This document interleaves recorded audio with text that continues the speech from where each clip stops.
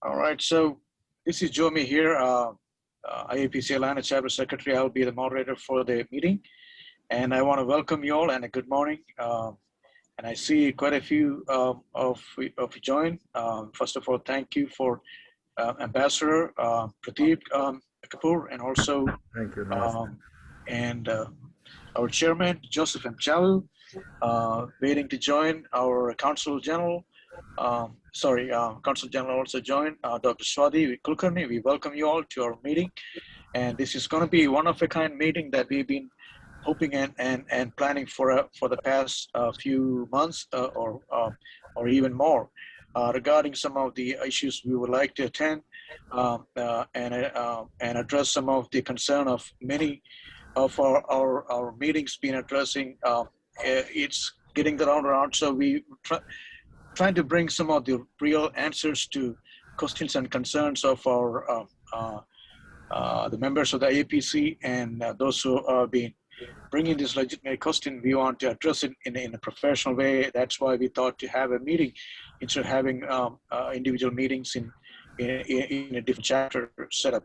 So this will be our privilege to have some of the lead members from the Government of India, especially Ambassador and the Consul General, and they will be covering some of the important questions for us. And the order of the meeting, we will have assigned different individuals to bring our delegates to the question answer session, and also we have one or two different individuals assigned to ask these questions to our delegates. At the end of each questionnaire session, they will get a chance to speak in general, whatever they want to address, for about 3 to 4 minutes. I understand that some of our delegates have time limits, and we totally get that. And we will be standing by for any of your further explanation in a future meeting. So total time frame that we scheduled for today's meeting is 60 minutes. By 12, we'll be closing this meeting session here. And right now, I would like to invite Annie Anuel. She's from the National Board of Indo-American Press Club, and she would be the person who will be introducing our delegates to the meeting. Annie Anuel, take it from now. Thank you, Jomi. Good morning, all. I would like to welcome Ambassador Pradeep Kapoor, a luminary diplomat who has had a distinguished career working closely with leaders and policymakers around the world. His latest book, Beyond the COVID-19 Pandemic, Envisioning a Better World by Transitioning the Future of Healthcare, is on Amazon's bestseller list. He has also conferred Excellence in Literature Award by the IAPC 2020 and Healthcare for All Award by the Raymond Aron Group in 2020. Welcome, Ambassador Kapoor. Thank you very much. Thank you. Appreciate that. Thank you. Next, we have Dr. Chalil. Dr. Chalil is our chairman, and he is the author of several scientific research papers and international publications. He's also a co-author of the Beyond COVID-19 Pandemic along with Ambassador Kapoor. I would like his eminent leadership with IAPC has helped us to outreach to various fraternities of social importance and government administrations in US and India. Welcome, Dr. Chalil. Thank you. I would like to invite Mr. Kamlesh Mehta, our IAPC Director and founder of South Asian Times, to introduce our next guest, Consul General of India. Mr. Mehta. Namaste, thank you.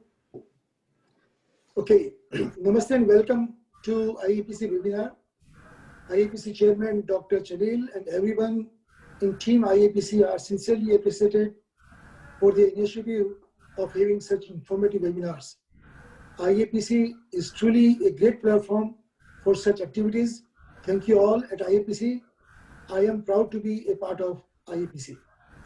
It is my honor to introduce Consul General of India in Atlanta, Honorable Dr. Swati Kulkarni. Incidentally, I got a couple of opportunities to meet her personally. All the times I was left impressed with her warmth of simplicity and deep understanding, knowledge and wisdom. She is truly very humble, helping, and excellent host. My son lives in Atlanta. We also want to have an edition of South Asian Times in Atlanta. Unfortunately, due to COVID, I could not travel. I wish I could meet Swati ji more often. Dr. Swati Vijay Kulkarni is a career diplomat who holds MBBS degree from the prestigious Government Medical College of Nagpur, and she joined the IFS, Indian Foreign Service, in year 1995. Prior to her appointment as Consul General in Atlanta, she served Regional Passport Office, Mumbai, Consul General in Cape Town, South Africa, Deputy Head of the Mission in Muscat, Oman. Dr. Kulkarni previously saw the overseas assignment were as a First Secretary in High Commission of India in London, where she successfully worked as a nodal officer for preventing discrimination for Indian medical graduates after the implementation of new UK immigration rules. She was First Secretary in the High Commission of India in Port Louis, Mauritius, and as a Third Secretary as a language trainee in Embassy of India in Spain.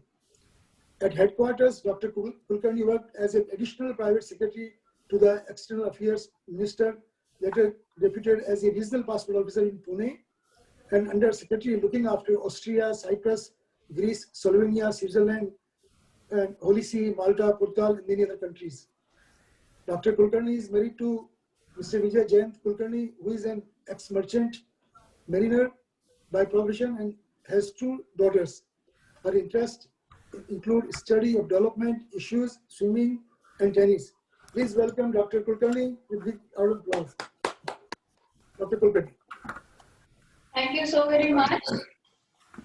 Thank you, Kamlesh ji, for your kind and generous introduction. You have standing invite to visit us in Atlanta always. You are most welcome. My warm greetings to our ambassador, Pradeep Rawatji. He is very, we look at him, he is our role model. My warm greetings to all IAPC team who is working hard to make this event successful, and all the audience who are listening to us. So I'm happy to know that IAPC is celebrating this Pravasi Indians 2021. My felicitations to all of you. This is a very difficult time for all of us. It's a very challenging time. Why? Because this COVID pandemic is here and it's a huge crisis. So for all of us, virtual has become really actual. So this crisis has no parallel in living memory. It's not only a catastrophe on health front, but it is also a crisis on political front, social front, economic and cultural front. The world is upside down, everything is topsy-turvy, but something has remained unchanged. And what is that? That's we the people, our steadfast commitment to mitigate this crisis and our stubborn hope to put it behind us. And we are succeeding in that endeavor. As far as India's COVID-19 response is concerned, our leadership really acted proactively. There was a coordinated and comprehensive response to this virus scourge, and this was done in consultation with all the chief ministers of the state. This was done again within the framework of our democratic and federal polity. Our response has been applauded by WHO. We have seen lockdown on the 55th day of the outbreak when we had only 600 cases. So lockdown enabled us to ramp up our healthcare facilities, to do PPE production, test kits and things like that. And today, due to these decisive steps, we have ensured in strengthening our medical infrastructure. And that is why we have a low death rate and a very, very high recovery rate. So I can encapsulate our response with 3S approach, where we had speed, scale and skill. And on all these 3 fronts, we really worked very, very well. As of 31st January 2021, we have succeeded in bringing back 4 million Indians stranded in different parts of the world. Currently, phase 9 of Vande Bharat is working, And you may recall that initially when it was launched during the early COVID lockdown period, we, from the consulate in association with our embassy in Washington, we worked really hard day and night so that people from this part of the world could travel back and meet their dear and near ones. So from our jurisdiction, when we worked for phase 1, phase 2 and extended phase 2, we succeeded in sending around 700 Indians who were stranded here and who were in distress. So that operation, we are very proud that we have done our bit as far as helping our people here are concerned. Now we do have, apart from Air India, which is doing this operation on a commercial basis purely, that air bubble agreement is also there with our extended neighborhood beyond and also with airlines in USA. Recently, we have celebrated 16th Pravasi Bharatiya Divas, what we call the PBD convention. And the theme was contributing to Atmanirbhar Bharat. It was again held virtually because of these challenging times. And this was done in the first week of January, on 9th of January. Many of you must have heard our Prime Minister and other dignitaries who spoke on the occasion. Our Prime Minister emphasized how the role of Indian diaspora in strengthening the brand India. And then also earlier our Honorable Prime Minister, when there was India Global Week, which was held in UK in 2020, he spoke about the role of India's talent force. He said how our Indian professionals, our hardworking laborers, our doctors, our nurses, our lawyers, engineers, how they are, contributing to the global revival, how they are proactively working towards it, and how they are creating the two-way synergy that is beneficial to the all humanity. So as is known, the press is the fourth pillar of democracy. Freedom of press is important, it's a right. The balanced and factual narrative is very, very important. Then only we can say that nation is speaking to itself. So I'm happy that IAPC is working very hard to achieve these objectives. They are promoting effective journalism. They are preserving freedom of press. They are offering educational and networking opportunities to students and others. Keep up the good work, and my felicitations to all of you once again. Thank you. Very good. Thank you, Excellent. Consul General. Very nice. Excellent. So at this time, we prepared 2 questions for Consul General to respond to, and we would like to invite Joseph K. to come on board and answer this question, and he will take from here for the next several minutes. Joseph? Are you hearing me? Yes. Yes. Okay. I'm Joseph Baris. Thank you for joining us, Honorable Consulate General Dr. Sadi Kulkarni. I'll be asking two questions. Please take 4 minutes to answer on each question. First question is about vaccine. Would you please elaborate as on vaccine Maitri? See, on January 16, our government of India, they launched a huge immunization drive across India. So far we have seen phase 1. So we will have a phase 2 shortly as we speak. So during the phase 1, we have succeeded in immunizing about, as I was seeing the TV today, we have done already 8 million people.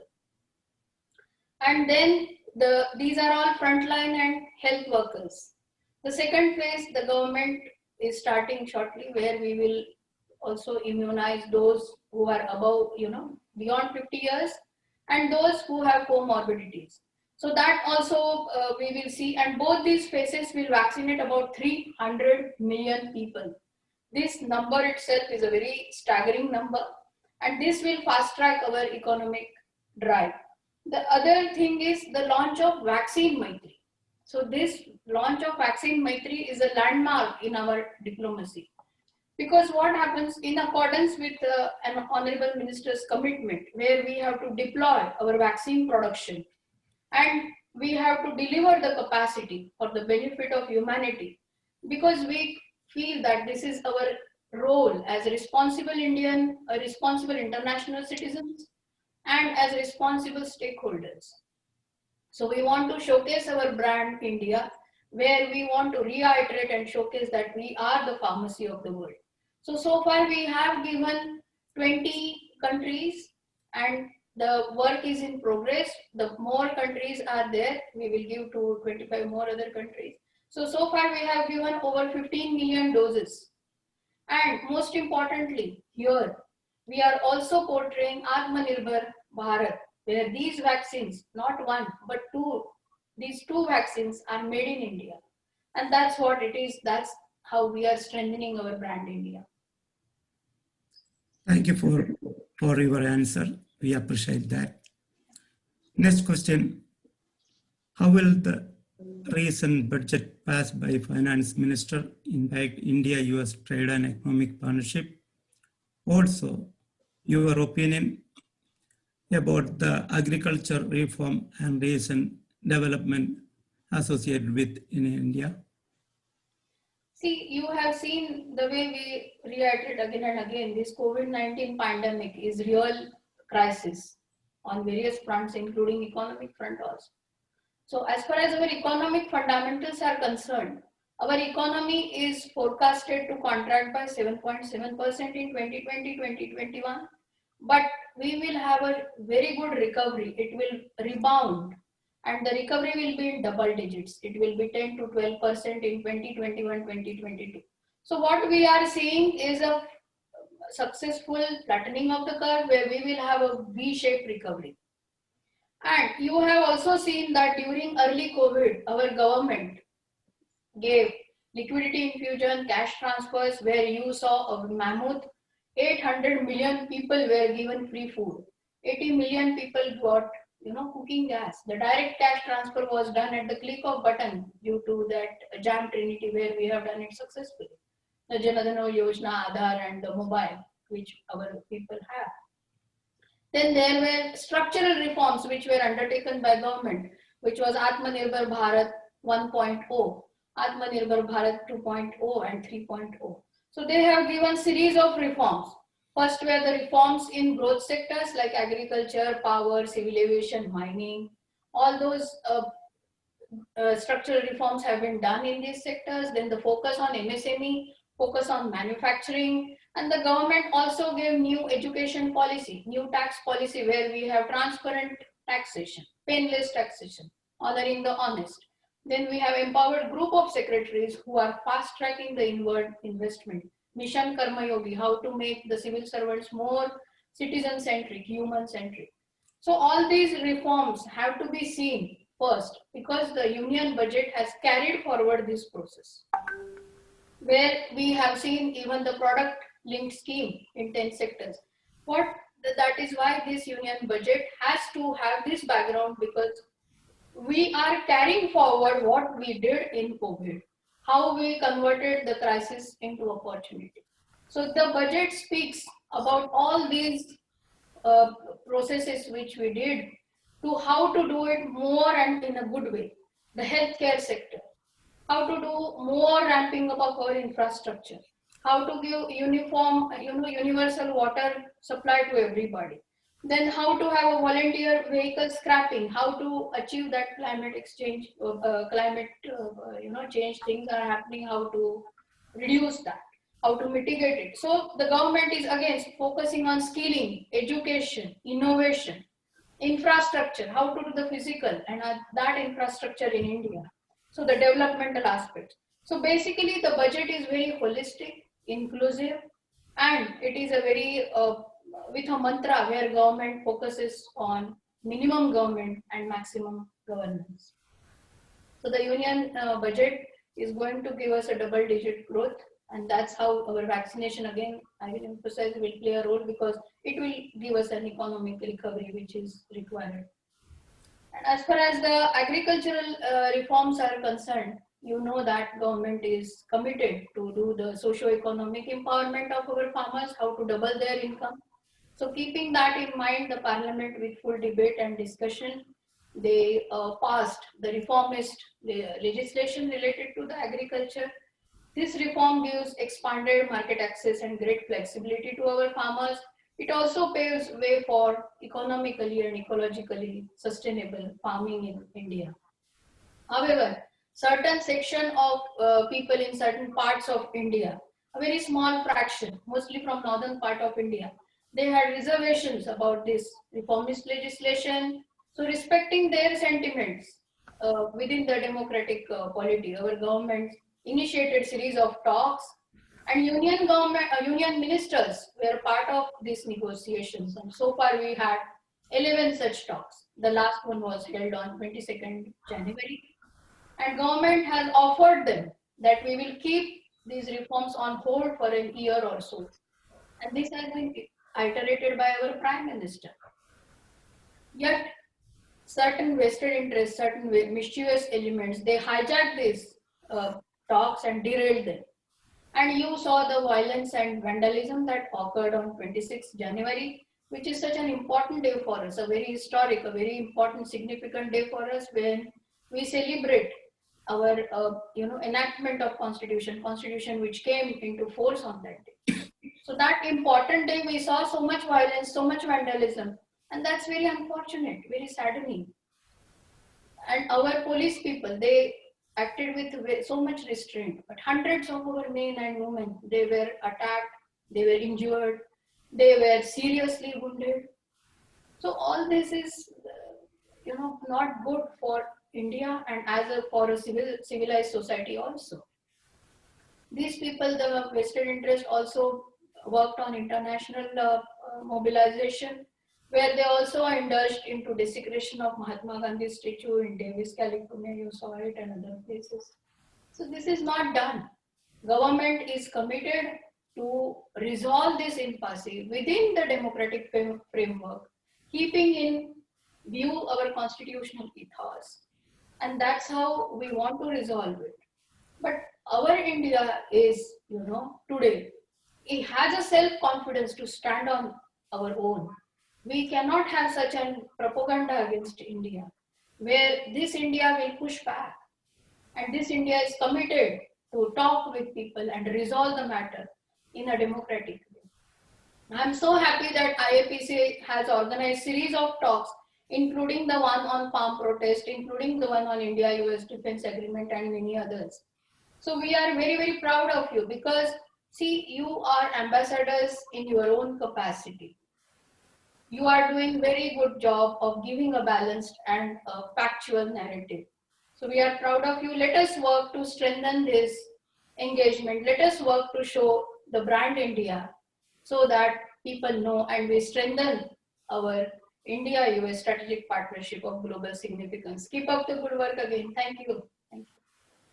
Thank you so much for explaining to that. Indeed, it is a privilege to have you on our program. Thank you. Thank you so much.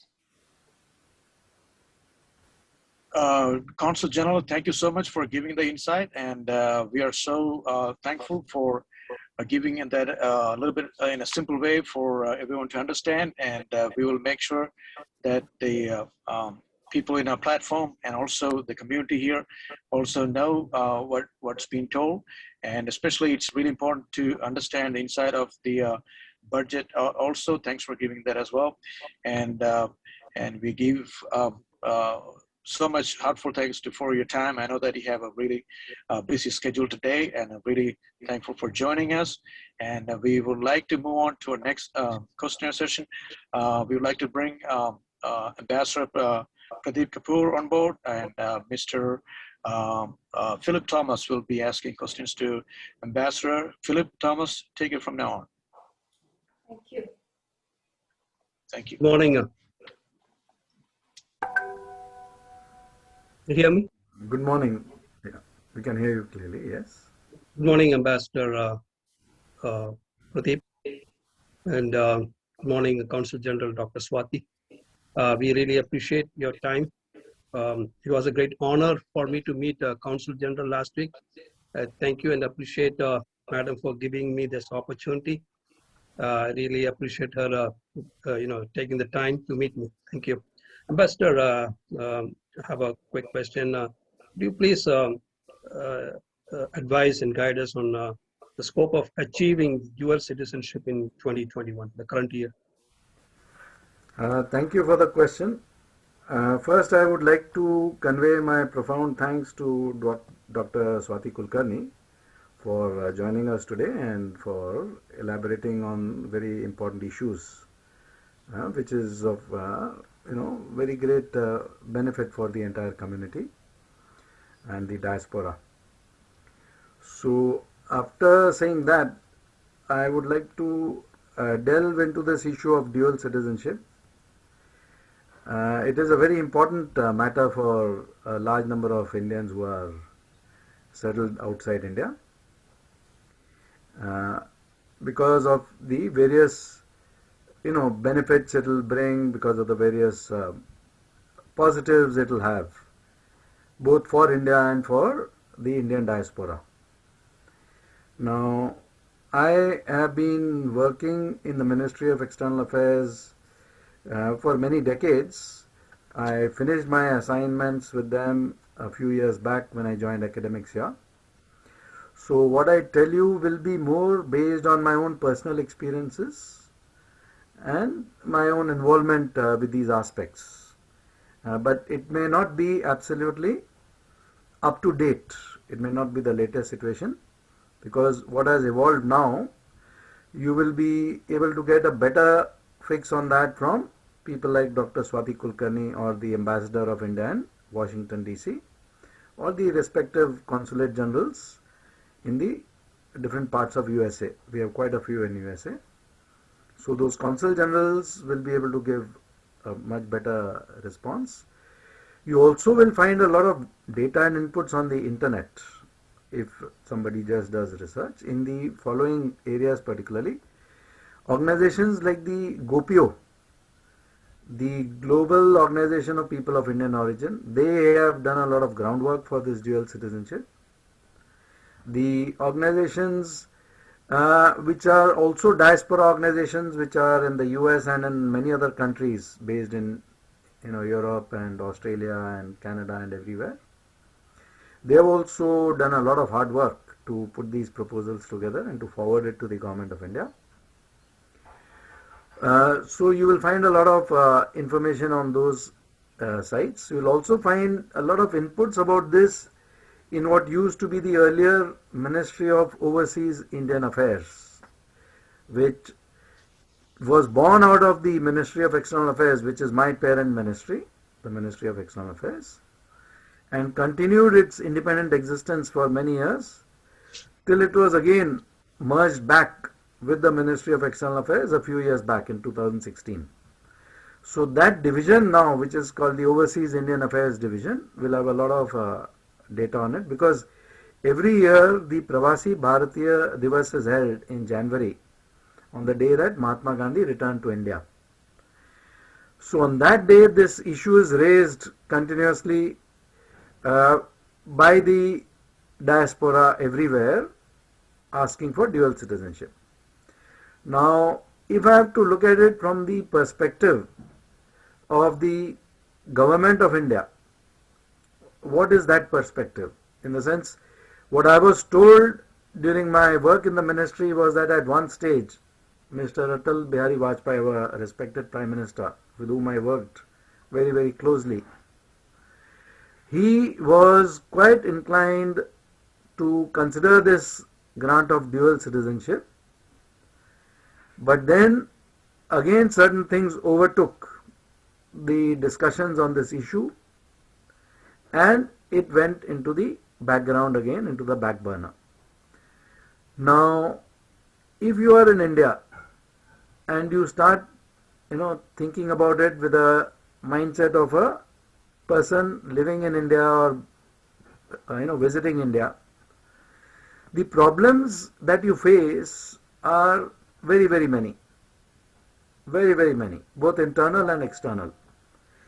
From the external problems, let me focus first on the external problems. You have security issues.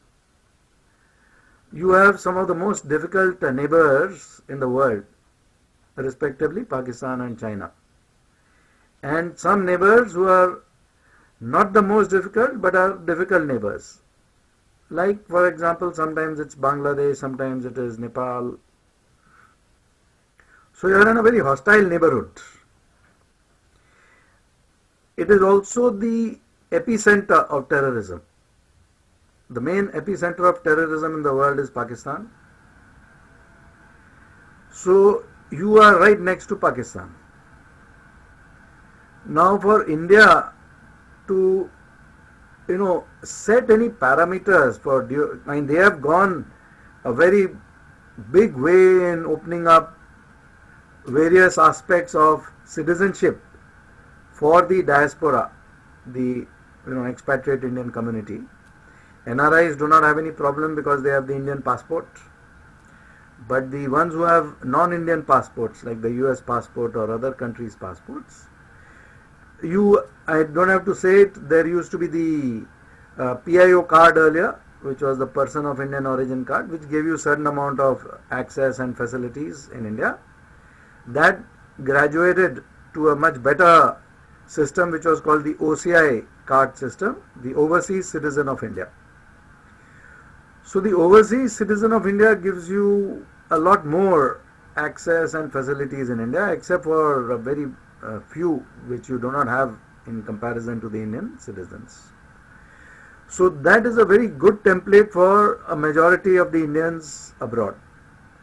Now, for opening up to dual citizenship, if you start thinking along the lines, for example, of the security infrastructure of India, you say, okay, we allow dual citizenship across the world.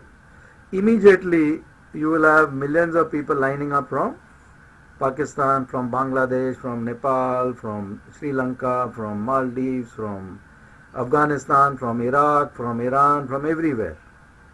Already there are huge colonies of people from all these countries in India. When I was in Nepal as minister in the embassy there in Nepal, a Nepalese citizen, very prominent one, brought out a book on the employment opportunities for Nepalese in Nepal and in the world. And in that he concluded, very well-known author, that there are more Nepalese of the working age group working in India than in Nepal. More people of Nepalese origin, more citizens of Nepalese origin working in India than in Nepal. Similarly, if you count the number of Sri Lankans, I don't have to tell this to this group in South India, and you know that better than me, who are there in Tamil Nadu and other places, is in millions. Bangladeshi, the internal estimates of the Bangladeshis in India when I was in the ministry, they had more than 45 million people illegally in India from Bangladesh. 45 million is more than many countries' population. So they are spread out in many states in the border of Bangladesh, and they are spread out in Delhi. And if you go to Gurgaon or Haryana or Greater Noida, your rickshaw puller is a Bangladeshi, your maid at home who's working at home is a Bangladeshi. So it's very difficult to have anybody who's a non-Bangladeshi in any of these service capacities. And many of them have adopted some nicknames which are Indian names, like Raju and Uma and Usha and Anu and all that. So that in the first instance, when you employ these people, you think that they are not Bangladeshis. So it's only when you get into the depth of it, you realize they are Bangladeshis. So if you have all these issues, and if I go to Lajpat Nagar, I will see thousands of Afghanistanis, for example, walking around, utilizing the medical facilities in India. Thousands of Iraqis in different parts of Delhi, again doing the same, escaping from the terrorism in their countries and lounging around in India, in Delhi, having medical facilities, having access to all the other services which are available in India. So there are tens of thousands of these people, but this is something which is there in the Indian psyche for thousands of years. In the sense, we call US the land of immigrants, the melting pot, etc. But the original land of immigrants and the original melting pot is India, because even more than 2000 years back, when Alexander the Great invaded India, everybody knows the story. He defeated the king, the emperor Porus. So he asked Porus, what is your last wish before I put you to death? So the emperor Porus very proudly replied, I wish to be treated like one emperor treats another. So Alexander the Great liked that reply very much, and he then became close friends with Porus, and they started playing chess. And Alexander then did not leave India for about a year, more than 10 months. When he asked his army to pack up and leave India, 65% of his army decided to stay back in India and married Indian women, and 35% went back with him. So in India today, if you go to the north, where I come from, Punjab for example, or Kashmir, or even Maharashtra, you find these Shaswat Brahmins who have blue eyes and green eyes, which are descendants of the lineage from Alexander's army. So from that stage onwards, you had many other waves of immigrants who kept on coming. So I don't have to explain all those in detail, because you had the Mughals, the Mongols, the slave dynasty, the Khiljis, etc., etc. It went on and on. And the strange part about all these invasions was that the rulers decided to stay on in India and not go back to their mother countries. They would rule their own countries from India. So it's the biggest melting pot in that way. So it has enriched our culture, our food, our customs, our traditions, etc. in a big way. But what happens is, the moment you announce dual citizenship, I've told you one part of it. In America, if government announces, okay, only certain countries in the world, American citizens will be allowed dual citizenship. What happens? People of Pakistani origin, Bangladeshi origin, who have American citizenship, Chinese origin, they will start applying for Indian citizenship because of various reasons, security reasons also, to create disruptions in India. They already do that, but it will become more easier. So it is a multi-layered proposition. Now, where do I see this going? I currently see the following scenario for all of us, that there will be some more consideration of this as the years go by, and as you are able to build more technology into the systems to be able to manage these threats of, hawala transactions, of funding very wrong sort of organizations. We see what is happening with the farmers' agitation in India. So not only just terrorism, there are so many other threats. And working inside the government system in India, you suddenly realize the scope of threats and problems. And to give you an idea of the scope, if you are sitting in the US and Canada, the population of the entire continent of North America, US, Canada, Mexico, and the entire continent of South America, that is Caribbean, that is Central America, that is Latin America, so many countries. You add up the entire population of Brazil, big countries like Brazil, USA, etc., and all the other countries, and they still fall far short of the Indian population. So the Indian population is almost touching, it's crossing 1.4 billion, it will soon be 1.5 billion. And these two continents, which are so huge, with so many countries, with so many problems, are not even anywhere near the Indian population. So you can imagine the scope of internal problems in India, which are naturally going to be very, very vast, and the external problems because of a situation with the neighbors and the world situations. So it is not an easy solution. If you put yourself on the desk of a government officer who has to take a decision on dual citizenship, it is not an easy solution. It is not something you can say, yes, we will do it tomorrow or in 2021. But what will happen is the following. As we go along, more and more machine learning will be there, deep machine learning, more and more artificial intelligence. And then a stage will come where you are able to manage these threats in a much better way and control them.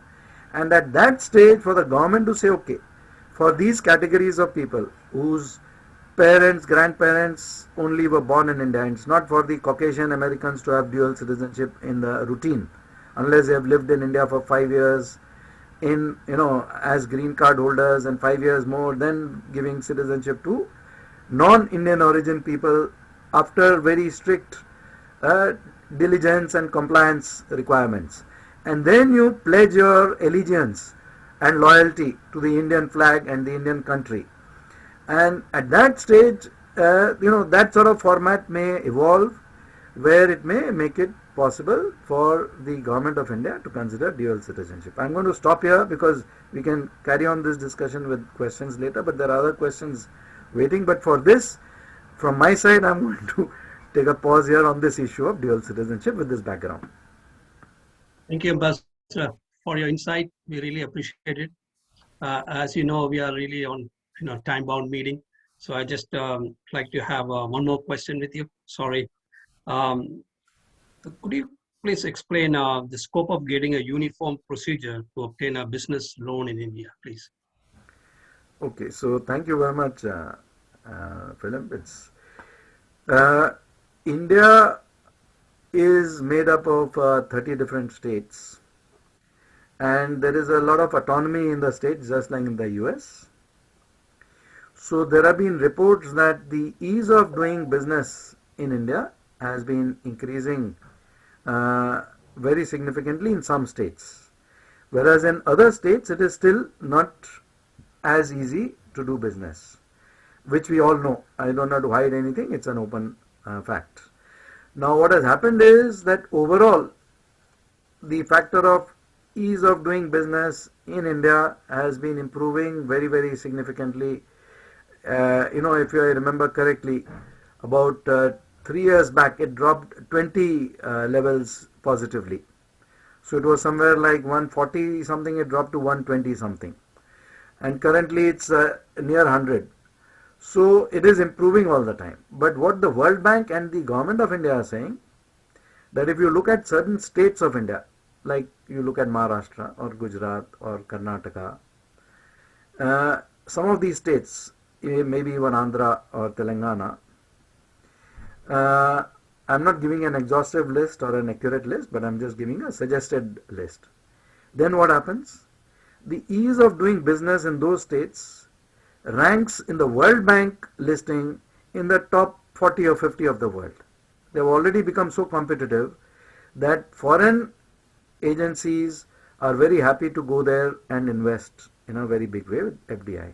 Now, in terms of business loans, again, there has been a lot of relaxation, a lot of progress in this area.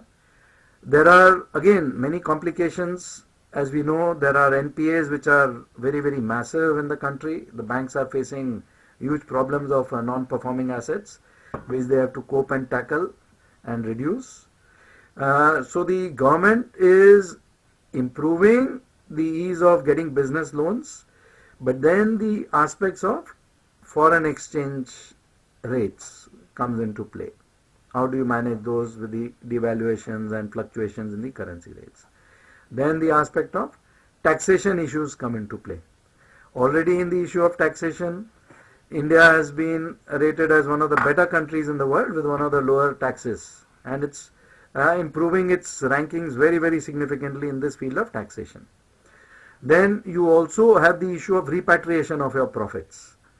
So business loans percentage wise, for example, the cost of a business loan in India is much higher than if I apply for a loan in an American bank and take it as dollars and convert it to India into rupees. Because here I get loans for very, very low interest rates. There I have to pay a lot more. So many people do that. They take loans in the US in a big way. They establish a collaborative venture with an Indian partner who takes a smaller loan from an Indian bank, and then they put together a stakeholding partnership and an equity partnership with a significant amount of US funding also into the mix. So that simplifies this procedure to a great extent, and it makes it easier for Indians to do their businesses in India. This thing will only increase because what is happening today, if I see the geopolitical situation across the globe, the trust on countries like China has plummeted downwards very, very significantly amongst all the major corporations of the world, not just the US. A lot of governments have passed laws to make it very, very difficult for their countries to invest in China or for their companies, multinationals, to invest in China. Plus, they have said, like Japan and other countries have said that anybody who wants to quit China, Japanese companies, and come back to Japan or set up their establishments and operations in India or Southeast Asia, any other country, they will support it very significantly with loans also, with backing. So many countries are doing that. So with such a vast market opening up, such vast opportunities opening up, with Chinese, image in the world in very serious global decline, which will only accelerate as things progress. It is not going to stop. So the opportunities are very vast, and the Indian businesses, of course, will learn. If I am working in India, I am used to working in the Indian environment of business. Now, if I collaborate with Philip Thomas or with, Joseph John or somebody else here, you are going to bring in that knowledge much more to more Indian people in India as to how things work in the US. And then I will start demanding from my government that, okay, make it simpler in this way and that way. Already this government has carried out reforms which have never been done before. If I see anything in India today, in so many areas like the healthcare, the unique health ID effort, the unique ID effort, the property, I had to do some transaction. My personal story, my mother was, gifting me her house in Bombay, and I had to go there. And I thought it would be a very difficult process with a lot of corruption and a lot of delays and a lot of bribes. And what happens? Maharashtra, Bombay, what happens? And nobody took a rupee, not a single per. This is after I have finished my tenure with the government, after I have retired. Not a single rupee was asked for. And when I would say that how much time it will be done, the next step, they would say that by tomorrow morning. So I would go tomorrow morning and it would be digitized. One step is over and next step is over. So within a week to do everything, and after a week that officer calls me to his office and hands me a DVD or a CD and says, here are all the records of the property transfer. You can keep it, you can download it, and everything is now visible on internet. Everything is available on internet. So many states have done that. So already with the amount of technological progress which is happening in terms of artificial intelligence, in terms of cloud computing, in terms of data analytics, in terms of augmented reality, virtual reality, mixed reality, in terms of the next generation of quantum computing and blockchain technology. Now, the moment these technologies become more widely used in India, like blockchains, then to find solutions for business loans or any of the other issues raised is not difficult. Including this dual citizenship, how to implement it becomes a much easier thing, because then you have multi-layered levels of understanding of machines and artificial intelligence. It's not just one level or a 3D level. It becomes hundreds of dimensions possible. The other aspect I would like to say is, for a lot of your questions which you have, if we are not able to answer them today, what I would suggest is the following, that these are very genuine questions. So you have to understand that you have every right to ask these questions. So please ask them to the concerned people here in the US, like we had Dr. Swati Kulkarni. So all the people which the Consulate General of India, Atlanta, looks after, all the neighboring states of Atlanta. Please ask your questions there.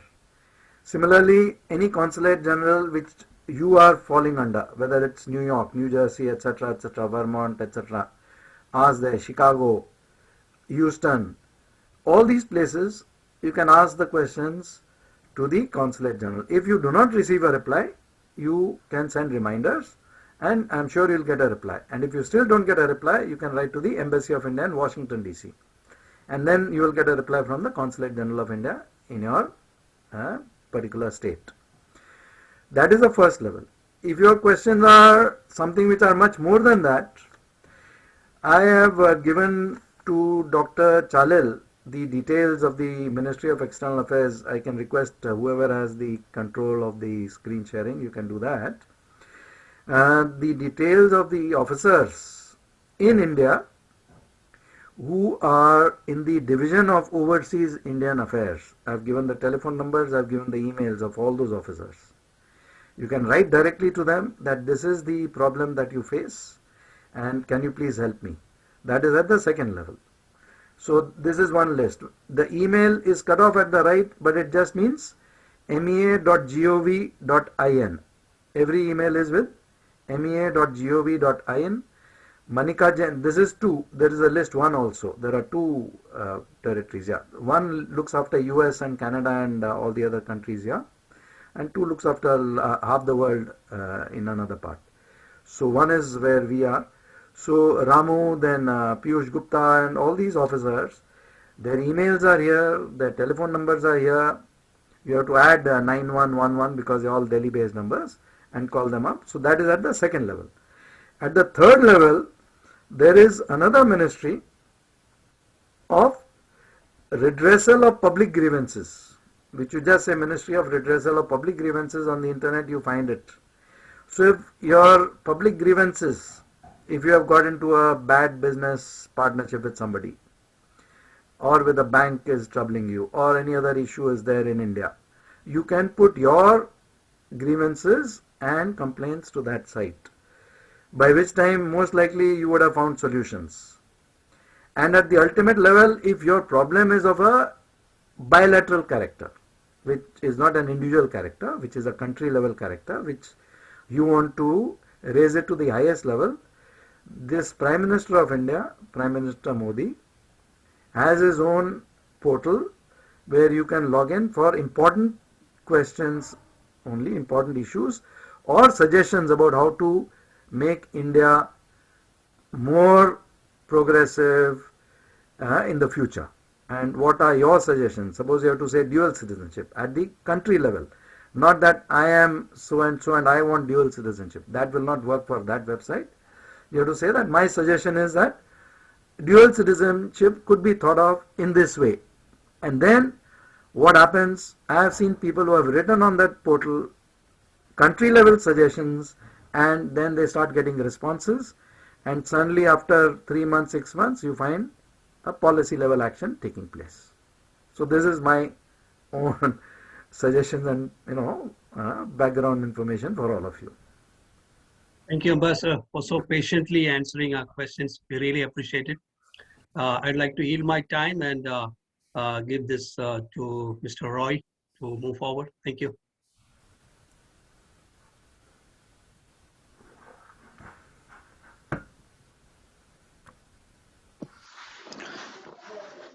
Good morning, everyone.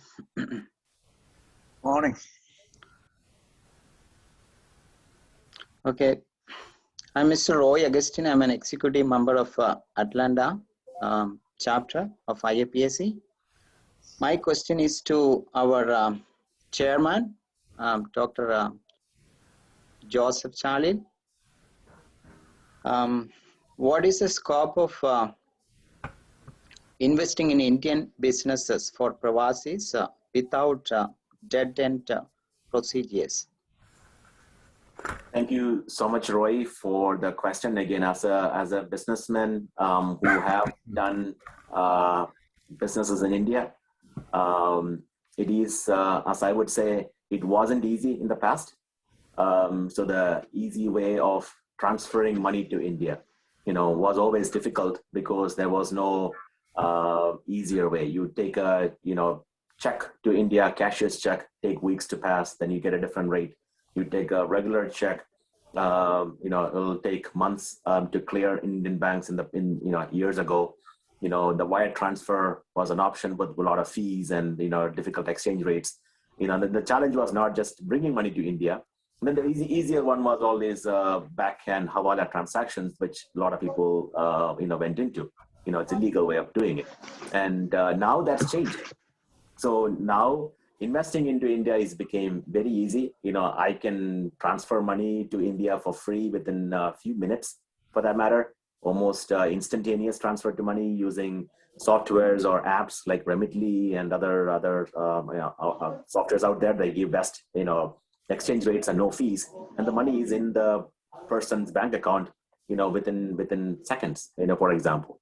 Number two, the exchange rates have stabilized. The challenge of investing in India is the problem is when you invest the dollar rate is let's say 25 rupees per dollar, and then once you try to repatriate, the dollar is now at 72 rupees per dollar. So you only have profit gains, even though your properties or investment have made profits, will become zero when you consider the exchange rate risk. So the challenges are still there.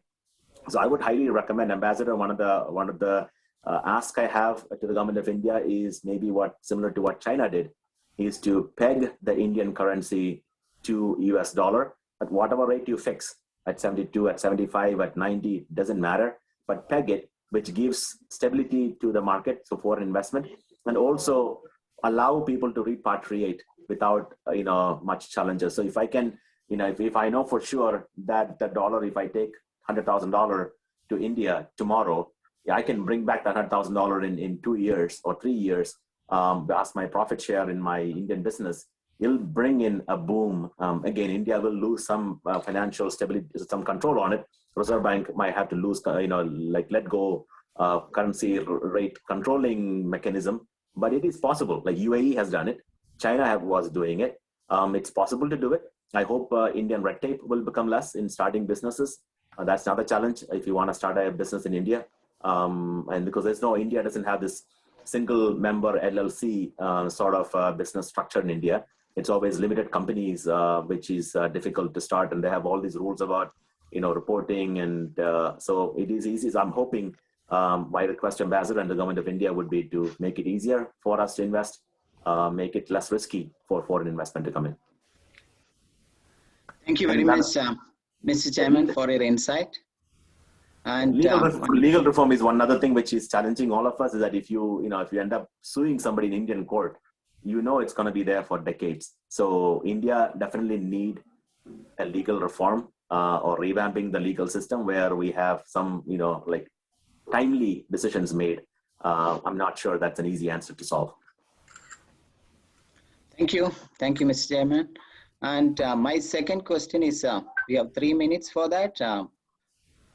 As you know, we Pravasis are concerned about our elderly parents in India, their health and well-being. So what are the government approved insurance plans for elderly parents in India?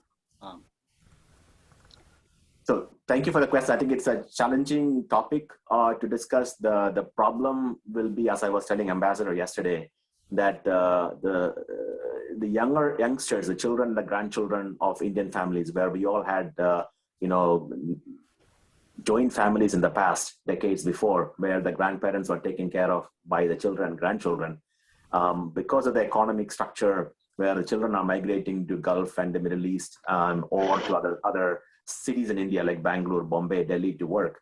And then the grandkids are growing up, with the parents in those apartments in Mumbai, or Delhi, or Bangalore, Chennai, or Middle East, or USA.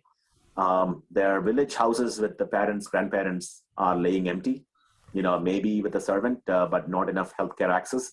But again, I'm not sure insurance is the way to go, because it's not about insuring people; it's about how do we provide care for them. It's more than insuring.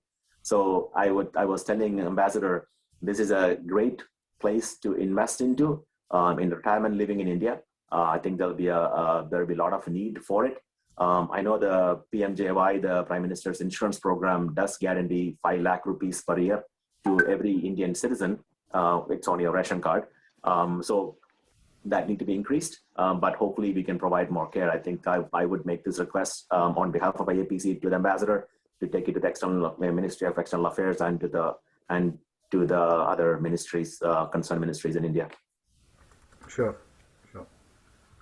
If there is a proposal which is put together in writing, then it becomes easier to forward it. Okay. Maybe IAPC board or leadership team can put together a memoranda in such a request and to forward to Ambassador, to forward to the ministers and the ministry. Sure. Pleasure. I know we are getting out of time, Johnny. Thank you, Ambassador, and thank you, Mr. Charlie. for your insight. Yeah. All right, it's back to Jomi. Jomi, you're on mute. Go ahead, I muted. So, thanks again. I felt like I was sitting through the classroom to learn a lot of things from our ambassador. I hope we can continue our session.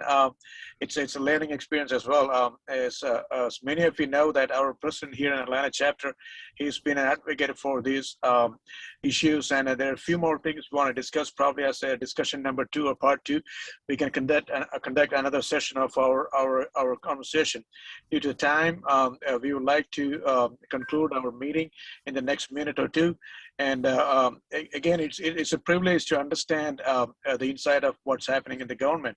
And as a Indian origin living in America, some of the important issues we discussed today, it's really important to each and every one of us. And few more questions we have to let it go for today, and we would like to bring that up on our session 2.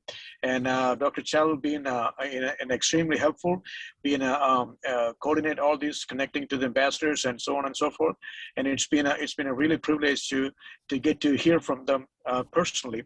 And unfortunately, our Consul General has to go. She had other commitments today and couldn't stay through the whole meeting. And in closing, from Atlanta chapter AAPC, we'd like to take this time to thank Ambassador Pradeep Kapoor and our chairman, Dr. Chalil, and the Consul General. It is our privilege to get to know you and to understand your wisdom and to share these things which affecting each and every one of us. And once again, I would like to give 30 seconds to Ambassador and Chalil, and if Matthew Joy is also online, in closing, if you had to say in general statement in closing, would you like to take 30 seconds or so and in closing, so we can close this meeting here? Sure. It'll be a pleasure. Thank you very much for your comments. I appreciate that very warmly. What I'd like to say in closing is the following, that for most of us on the screen here today on this online webinar, I have to congratulate the organizers for putting together such a good show and having such good active participation. But for most of us, US is our karma bhumi, where we are working, and India is our janma bhumi. Now, the future of the world lies in these two countries coming together positively.